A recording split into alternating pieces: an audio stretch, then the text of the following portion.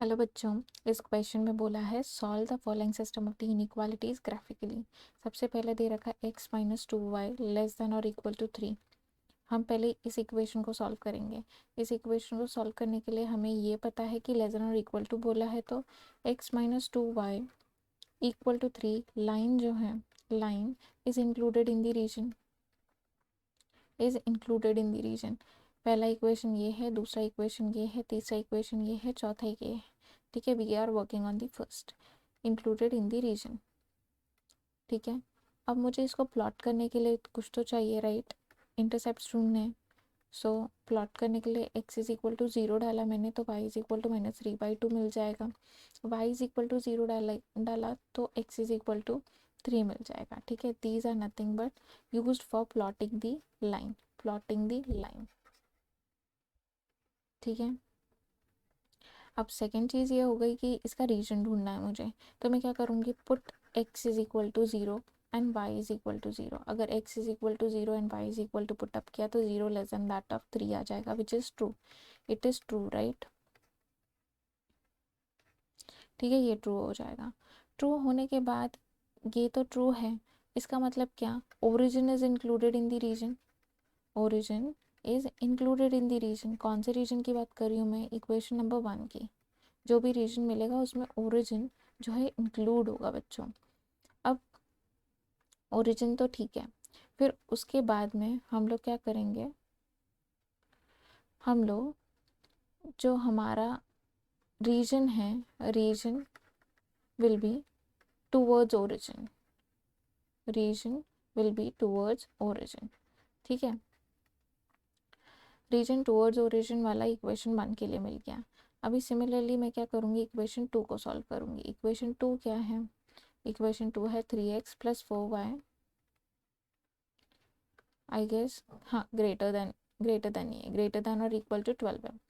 Greater than और equal to 12 है तो इक्वल टू बोला है, मतलब 3x plus 4y is equal to 12 is included in the region. ठीक है, is included in the region. So by the way, this line, how I can plot this line? By using the table, right? x y, x is equal to 0, if I put y क्या मिल जाएगा मुझे? 3 मिल जाएगा। y is equal to 0 put किया तो y x is equal to 4 मिल जाएगा। these are used for plotting the line. which line plotting? ये वाली लाइन प्लॉटिंग के लिए काम आएगा, प्लॉटिंग दी लाइन। मुझे रीजन फाइंड आउट करना है तो रीजन के लिए मैं क्या करूँगी, put x is equal to 0 and y is equal to 0। x is equal to 0 और y इज इक्वल टू 0 डाला तो मेरे पास 0 प्लस 0 जो होगा वो 0 होगा, and that is nothing but greater than और equal to 12 according to this equation, right? But it is not true, it is not true.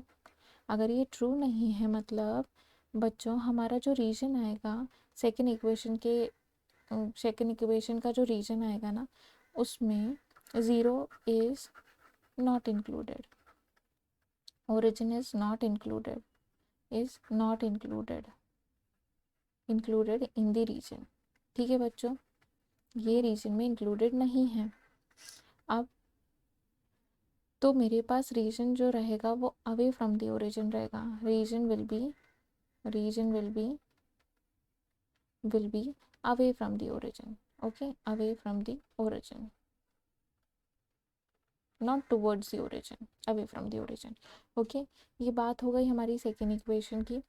Third equation क्या है? x ग्रेटर देन और equal to 0 and y is greater than equal to 1।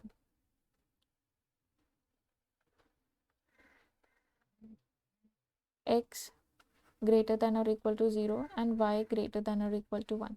x greater than equal to 0 की बात करूँ तो this is nothing but the right hand side of y axis। ठीक है, पूरा जो भी है। और y ग्रेटर देन और इक्वल टू 1 की बात करूँ अगर मैं, तो वो जो y इज इक्वल टू 1 जो लाइन है, the line y is equal to 1, उसके ऊपर जितने भी सारे पॉइंट्स होंगे वो सारे इंक्लूडेड है। y इज इक्वल टू 1 के ऊपर जो अपर पार्ट है, upper part upper part of the line upper part of the line y is equal to 1 का वो पूरा included is included in the region, is included in the region. ठीक है बच्चों, ये सब हो गया।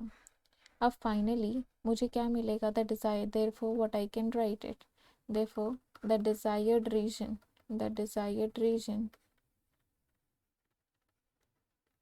can be represented as